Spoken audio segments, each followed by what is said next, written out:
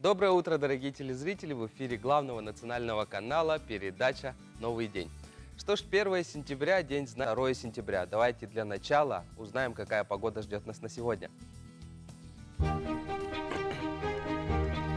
По данным Якутского управления по гидрометеорологии и мониторингу окружающей среды, центральные Улусы в 6 часов утра плюс 7, плюс 9, днем плюс 15, плюс 18, Заречье плюс 8, плюс 12, днем плюс 15, плюс 20, Южные Улусы плюс 8, плюс 11, днем плюс 15, плюс 17, Вилюйские Улусы плюс 6, плюс 9, днем плюс 18, плюс 19, Нижнеленские Улусы плюс 8, плюс 9, днем плюс 14, плюс 15, Западные Улусы плюс 7, плюс 13, днем плюс 11, плюс 19, Колымо-Индигирские Улусы плюс 9, плюс 8, днем плюс 6, плюс 11, Янские Улусы плюс 2, плюс 9, днем плюс 4, плюс 15, Северо-Западные Улусы плюс 5, плюс 7, днем плюс 9, плюс 15.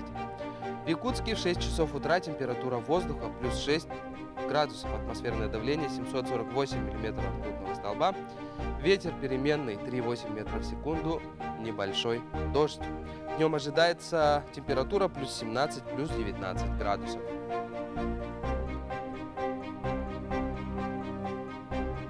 Сейчас мы хотели бы напомнить вам, что в прямом эфире у нас работает номер WhatsApp 8 914 279 22 62. По этому номеру вы можете отправить свои поздравления, либо какую-нибудь знаменательную дату, или передать нам привет, мы обязательно зачитаем в прямом эфире.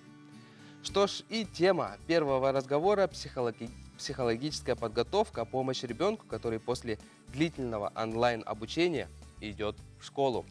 Что ж, и на эту тему мы поговорим с Ивановой Татьяной Ивановной, педагогом-психологом Центра социально-психологической поддержки семьи и молодежи. Доброе утро. Доброе утро. Ну что ж, первый вопрос. Как же помочь ребенку в этом случае? Ну, условно, во-первых, да, нужно выделить 3 переходных момента, когда ребенок обучается в процессе. Да. Во-первых, это переход в 1 класс. Во-вторых, это переход из начальной школы в среднее звено. И в-третьих, это переход из среднего звена в старшие классы. Да. Да. Здесь нужно адаптацию рассматривать как неизбежный момент, то есть это нормально. Во-вторых, все зависит от индивидуальных особенностей ребенка, Конечно. зависит от характера взаимоотношений с окружающими и степень подготовленности к школе. Ну вот И, скажите, чему привык ребенок, обучаясь дома? чему привык? Ну, во-первых, к знакомой своей обстановке. А, И здесь, сидя какое-то определенное время дома, в любом случае ему нужно перестраиваться, да. И, в принципе, это нормально, нужно какое-то время, то есть для родителей, для школьников, для учителей это терпение и время. Обычно процесс адаптации проходит от 2-3 недель до полугода. Мгм. Ну то есть Если у получается, ребенка какие-либо трудности, то в любом случае нужно обращаться к специалистам, да, психологом, да, специалистам, например? психологам, логопедам, дефектологам. То есть, возможно, будут трудности, да, то есть это неуспеваемость, которая зависит от психологических барьеров, да, какие они бывают. Это коммуникативные, познавающие, физические, и их нужно рассматривать. Мгм. Но адаптацию, неуспеваемости ребенка нужно подходить к этому вопросу комплексно, да, только не только с психологической стороны, но и с педагогической, и с медицинской стороны тоже. Ну да. Получается, что не все же родители педагоги, скажем так, да, и за время пандемии не все, конечно же, сидят со своими чадами за уроками. Вот. И, конечно же, большая ответственность перепадает именно на самого ребенка. А раньше было как? Раньше мы ходили в школу, и непосредственно с педагогами, да, вот в классе мы учились. Скажите, пожалуйста, сейчас дети отвыкли от этого, да, получается? Они многое позабыли. Что такое разговаривать с учителем, спрашивать и слушать. Вот, как быть детям в таком случае? Детям в таком случае, я считаю, что, надеюсь, они не отвыкли, да, как разговаривать, как обращаться к Мгм. педагогам, к учителям, да. В любом случае учителя идут навстречу, и они понимают весь этот процесс самоизоляции, как он прошел, и здесь важно взаимодействие, да, такое Мгм. понимающее с двух сторон. Почему же все-таки лучше учиться в школе? Почему лучше учиться в школе? Во-первых, школьный процесс, он более такой идет организованно, нежели дома, да. Мгм. Во-вторых, контакт с учителем прямой, не виртуальный, и общение с одноклассниками. Ну, есть же дети, которые сейчас будут продолжать обучение дистанционно. Как им Мгм. быть в этом случае? Ну, как им быть? Но в любом случае это выбор их родителей, выбор школьника, да. Мгм. Раз они выбирают такой процесс обучения, то в любом случае, наверное, здесь важнее здоровье. Мгм. Мгм. Несмотря Мгм. ни на что, то учебу всегда можно догнать, но здоровье ни за какие деньги не купишь. И это в любом случае выбор родителей и выбор школьников, раз они Мгм. предпочитают Ну, то такое есть, обучение. получается, к концу года у ребенка, который обучается дистанционно, и у ребенка, который учится очно, они будут получать, конечно же, одинаковые экзамены, правильно? Правильно. Мгм. Что ж, и то есть никак не регламентируется, что дети обучались по-разному, грубо говоря. Но это, наверное, вопрос к учителям, какое у них будет отношение, но наверняка оно ко всем одинаковое, Мгм. вне зависимости, как ребенок обучался. И здесь ответственность в любом случае лежит на каждого, да, на школьника тоже и на родителей. Что ж, и напоследок скажите тогда, как относиться к родителям, да как быть родителям вообще, которые отпускают своих детей в школу, во-первых? Мгм. Ага, скажите. И Как быть? во-вторых, да, и во-вторых, конечно же, ребенку, что нужно понимать, что нужно знать для того, чтобы не попасть в какую-нибудь стрессоустойчивую ситуацию.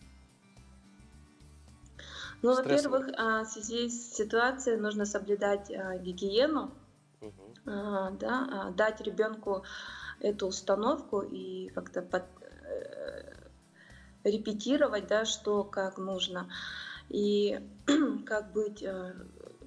Главное установка и поддержка, помощь родителей. Мгм. Поддерживать своего ребенка. Ну, то есть во всем, грубо говоря. Да. Мгм. Ну что ж, Татьяна, большое спасибо вам. Я надеюсь, что у вас будет очень интересный этот год. К вам будут обращения технического присоединения газа к вашим домам. Это очень актуальный вопрос. И мы вам подготовили такой бегунок, скажем так, в видеоформате. Для чего? Для того, чтобы... ng.ru. В разделе «Услуги» есть подробная карта, в котором загружена оперативная информация по наличию технической возможности. Первым шагом для газифицирования объекта капитального строительства на сайте. Если совокупная площадь всех строений на земельном участке не превышает 200 квадратов там, или какой-то торговый центр, то здесь необходимо приложить расчет расхода газа. Эта услуга платная, можно ее заказать у нас либо в Любписка или правоустанавливающие документы на земельный участок. Также мы рекомендуем приложить топографическую карту в масштабе 1 к 500, если внимание, чтобы все сканы документов были отсканированы в одном файле. Это очень важно. Постановление номер 1314. То есть это не только строительство газопровода-ввода, как многие полагают, да? Это комплекс мероприятий. Сахатранснефтегаз берет на себя обязательства по строительству газопровода-ввода до границ земельного участка. Внутри границ земельного участка газовое оборудование, воспользоваться услугами подрядных организаций, чтобы заключить договор на монтаж. И также сформировать исполнительную документацию и заключить договор поставки газа И в этом случае Сахатранснефтегаз запускает газ в газоиспользующее оборудование. Сама заявка рассматривается от 15 до 30 рабочих дней. Стоимость договора о подключении может быть разной. Опять-таки это зависит от категории заявителя. Варьируется для заявителей первой категории в пределах 60 тысяч. Если это какой-то большой газопровод или сеть газораспределения, или часовой расход может быть там свыше 5 кубов, то стоимость рассчитывается по стандартизированным тарифным ставкам. В случае неисполнения обязательств со стороны заявителя Сахатранснефтегаз может начислить неустойку за каждый день просрочки. Сумма неустойки варьируется в зависимости от категорийности объекта и от технических параметров. Минимально может достигнуть до 60 рублей в день.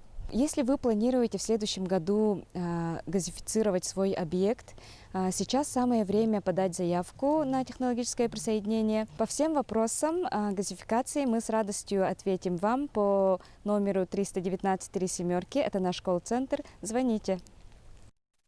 Ну что ж, мы надеемся, что это видео будет очень полезным вам для того, чтобы подключить газ к вашему дому. Что ж, и у нас есть одно поздравление. Доброе утро! Поздравляю с наступившей осенью своих родителей с Усалданского села Тумул.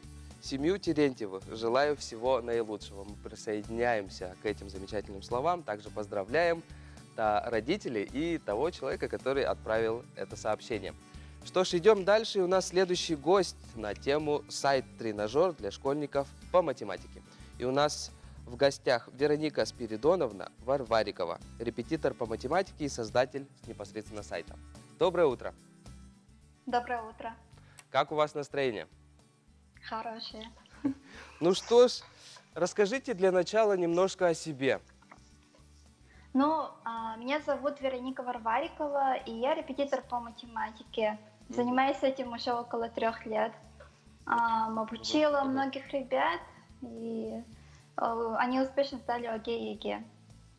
Здорово. А как же пришла идея создания сайта? Когда только начала, ко мне приходили ребята, которые не умели сложить и учитать. Вот. Потом я пробовала разные способы обучения и пришла к выводу, что самый лучший способ — это давать много простых заданий. Угу. Вот. Побольше Но к тому практики. времени, да, побольше практика. Вот. Но к тому времени меня на сайте и приложения в общем особо не устраивали. Вот, а в учебнике было мало простых заданий, поэтому в основном придумывала сама. Вот, в принципе, и так и пришла идея. Что ж, от идеи к реализации, как все происходило, как создавался сайт? Я сама написала на языке PHP, вот, и этим летом запустила. Вот. Ну, то есть все своими руками? Да, своими руками, чисто на своем энтузиазме сделала. Для каких детей направлено вот эти вот задачи? Для школьников с 7 по 11 классы. 7 по 11. Для тех, кто хочет быстрее считать. Угу. Ну, то есть, получается, в принципе, доступ для всех, но именно целенаправленно для детей с 7 по 11 класса, да? Да. Ага. Не для младшего класса. Ну вот, условно скажем, ребенок заходит на сайт. И чем же полезен этот сайт, вот эти задачи? Как вообще адаптироваться и зайти и пользоваться этим сайтом? Сайт создан для того, чтобы запомнить алгоритмы решения задач и увеличить скорость вычисления. В принципе, на это направлено. Вот. Как зайти? Все очень просто. Заходите, регистрируетесь и в личном кабинете просто выбираете тренажер и занимаетесь на нем. То есть нету никаких оплат, каких-то регистраций со школой, там, я не знаю. Нет, такого нет, просто да, заходишь. Сайт бесплатный, и можно зайти с любого устройства, то есть он адаптивный. Можно ли зайти через телефон? Да. они как бы учатся на 5, на 4, Мгм. вот. Сдают ОГЭ и ЕГЭ на 4 и на 5. Вот. Ну вот, когда у вас появилась идея, да, создания этого сайта, вы немножко вот испытывали свои задачки на своих детях? Ну, как сказать, некоторые дети очень медленно считали, поэтому я нашла приложение «Математика в уме» и давала им решать. То есть они каждый день заходили в приложение и решали эти задания. И, в принципе, меня устраивает уже, как они уже решают, то есть они ускорили счет Мгм. в уме. Вот. Вероника, скажите, почему именно математика? Потому что я математику люблю со школы. Но, по-моему, она намного проще, чем гуманитарные науки. Мгм. Потому что в математике одна формула следует за другой, и, в принципе, проще запомнить, чем, например, в английском языке. Ну, на самом деле, да, кому как. Но я думаю, что математика относится вообще ко всему, что есть у нас в мире, в принципе. Мгм.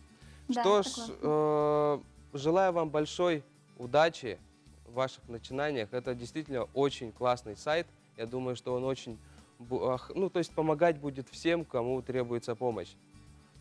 Большое спасибо за подключение. Спасибо вам большое. Мгм. До свидания. До Что ж, свидания.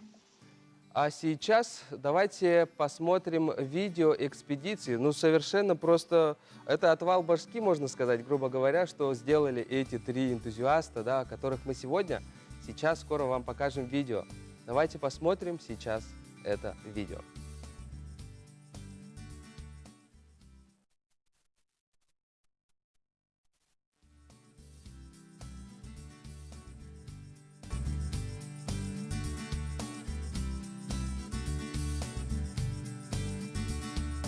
На подключение те же самые герои, которые ДВФУ, специальность строительства уникальных сооружений.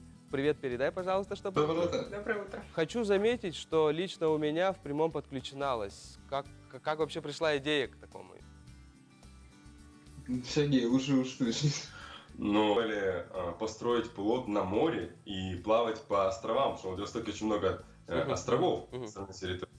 Но мы решили, что Где-то лежала да, подсказка, где-то лежало, и когда мы были очень загружены своими студенческими проектами, сессиями, дипломами и так далее, и как бы в разряде шутки эта идея снова всплыла, мы залезли на карту, и почему бы и нет. Ага. Да, залезли на карту Якутии, да, ткнули. В первый город на линии, это был Алекминск. Да. Собственно, туда решили начать. Ну, то есть, получается, начали путь с Алекминска? Да, да. Это когда было? Это мы вышли из Алекминска 18 августа. Ну и Мгм. завершили свое путешествие 31-го. Ага. Расскажите, из чего состоит ваш плот? Давай, рассказывай. Что рассказывать? Там достаточно прочная доска лиственница, которая является собой каркас, и бочки, которые являются собой поплавками стальные. Собственно, ну вот и все, если вкратце описывать эту систему. Нет, ну я как бот могу добавить, что там есть куча всяких важных штучек, то есть там есть кухонный уголок, уголок досуга, там есть 4 ящика в полу под продукты, там есть антресоли под баночки, да, Мгм. полотенчика кухонные и так далее. То есть, Сколько да, дней, вот, сколько Это дней вы получится. собирали плот? 10 дней. 10 дней мы собирали. понадобилось, да? Ну, это просто полнейший энтузиазм, правильно? Да? Ну да. Да, почему-то все думали, что мы выиграли какой-то грант, потому что, типа, в здравом уме человек на свои деньги это делать не будет, да? Но, видимо, у нас здравого ума было не очень много. Ну что ж, от идеи к реализации. Вот вы отчалили от берега, допустим, да, Алекминска. Что вы почувствовали? Не верили. Да. Не верили, что мы на плоту и что мы на реке. Еще долго не верили. Пока, наверное, не сели на первую милю. Сели на мель, получается, да? Ну, это, наверное, день на 3-й была Мгм. первая миля. А как потом вообще, ритуал. как готовились, как просчитывали продукты, допустим? Средства индивидуальной защиты какие-то, ну там химия какая-нибудь. Как все это было? Нет, ну у нас был отдельный человек, кок, Ага. который все меню просчитывал, все Мгм. закупал. Ну и поэтому на каждый день у нас было свое роскошное меню, там вроде мясо по-французски, лагман, Ах ты. никакой макарон. Да, С да, у нас тушенкой. было принципиально ни разу не приготовить мясо, в смысле макароны с тушенкой, да. Ага, ага, Поэтому ага. питание было разнообразное, потому что когда ты плывешь, то есть нам казалось, что плавание будет достаточно монотонным и размеренным, будем читать книжки, да, и на этом фоне макароны с тушенкой, они бы как-то портили настроение, да, поэтому мы решили, что питание будет разнообразным. Потом оказалось, что сплав настолько разнообразен, да, по встречающимся Мгм, трудностям, да, мгм, то, в принципе, уже и не до книжек было. Книжки остались недочитанными. Ну, я вот посмотрю, больше всех загорела Лада. Ну, потому что я тут живу, человек северный, на меня загар хорошо ложится. Но тем более, я как боцман все время торчала на палубе, да, с раннего утра я кормила там всех, следила, чтобы они не таскали сгущенку, и в этом дежурстве я и загорела. Ну, это очень удобно. Что ж, расскажите, вот начали путь с Алекминска, где вы останавливались еще? По пути, ну, мы останавливались каждый день на ночь, разумеется. Из таких крупных мест мы останавливались в Санифтахе, мы останавливались в Исите, в Кытылджара, мы останавливались Китары. в Китарах, в Лабиджа останавливались, ну, Иланка. и Ланка, да, само собой. Остальные места, ну, это просто точки на карте. Где пристали, там мы остановились. Вот прям здорово. А какие-нибудь эксцессы, которые, ну, в принципе, можно рассказать в прямом эфире? Ну, наверное, это, ну, для меня лично, как отвечающего больше за техническую сторону, это поломка весел на ходу. Вот. И когда ты срочно летишь делать, ну, или брать запасное весло, переставлять его на нужное место, или его тут же собирать, ну, вот для меня это было, да, мощно. Ну, то есть, получается, постоянно нужно что-то придерживать. Да. По сути, Докручивать. контролировать нужно всегда. Докручивать. Контролировать нужно было всегда. Да, потому что если ты не контролируешь курс, то ты так или иначе влетаешь на мель, с которой нужно стаскиваться вот бурлацким способом. Был такой случай, да, тоже из эксцессов, когда мы просто не смогли причалить на нормальный каменистый берег, мы были между илистым берегом и мелью посередине, да, и песчаной косой. Ну, то есть понятно, что мы не можем встать, у нас якорь не такой, как лежит около ворфа, да, Ну да. сзади мы поставили какой-то, да, тын, переплетенный, закрепились, а утром обнаружили, что мы стоим на такой мели, что просто бочки все на поверхности. И вот мы как эти, знаете, люди, которые машины сталкивают, да, мы точно так же системой полозьев, да, там кран, толкали плот. Ну, просто невероятно. А какие места вам больше всего запомнились? Мы нашли, просто случайным образом вышли на берег и нашли в заброшенном ныне селе Крестяк кладбище старинное. Вот это нас поразило, потому что была замечательная погода, это косогор, да, светит солнце, эти вид нереальный, это уже осень, да, то есть это все многообразие красок, и тут мы находим эти несколько надгробий каменных, на котором мы так и не поняли, почему на каждом надгробии, на женском и мужском, кроме ангела и креста, был якорь внизу. То есть это сейчас загадка, которую мы будем разгадывать, да, с местными историками, почему на всех надгробиях якоря. Это же мы ехали по пути ямщиков, то есть это были люди не моряки, да, почему ставили якорь. Вот вы доплываете до Якутска, видите берег. Какие у вас были ощущения? Не так все было. А как все было? Ну, мы доплыли до Булгунихтаха. До Булгунихтаха. Это была последняя точка. Да. Нет, мы не знали, что это будет последняя точка, да. То есть с женских столбов уже наш плот начали торговать. То есть мы как-то вот в качестве шутки поговорили, что, блин, а продать бы его, да? Но это было настолько нереально, да? Мы думаем, ну ладно, придем в Якутск, подарим его детскому дому, да, на Маганском тракте. И А там куда делся плот? Ну вот.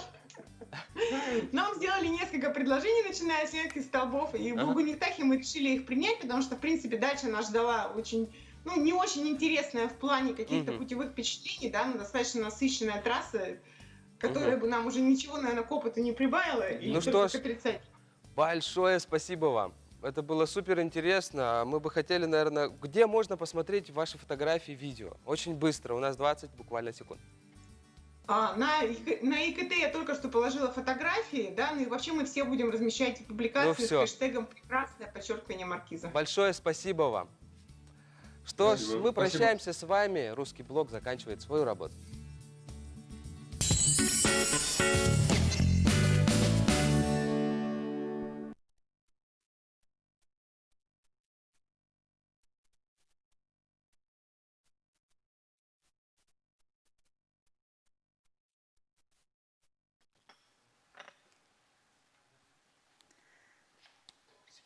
Тебе повезло, да? Бихи яхпыт мана турар хибит. Миша и тахтаватын костюм этим тугарден. Мы будем лежать.